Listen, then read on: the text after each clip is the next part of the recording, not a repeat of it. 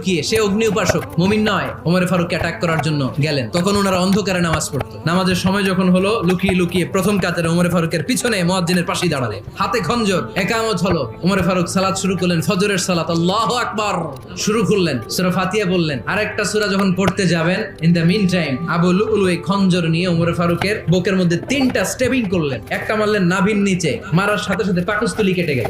আরেকটা মারলেন পাজরে, পাজর ছিঁড়ে গেল। 3টা মারার পরে ওমর ফারুক বললেন, কাতালানি আল কাল, এক কুকুর আমাকে মেরে ফেলেছে। পেছন থেকে এক সাহাবীকে টান মেরে সামনের দিকে নিয়ে গেলেন, তুমি নামাজের ইমামতি করাও। আর ওমর ফারুককে বাকিরা ধরাধরি করে পেছনে নিতে আরম্ভ করলেন। আর এই আত্মাই আক্রমণ যে করেছে, সে কাতারের মাঝখান দিয়ে যেতে আরম্ভ করলো আর দুই দিকে ছুরি মারতে আরম্ভ করলো। 13 জন সাহাবীর গায়ে ছুরি মেরেছে, 7 জন সাহাবা স্পট ডেথ, জায়গায় মৃত্যু।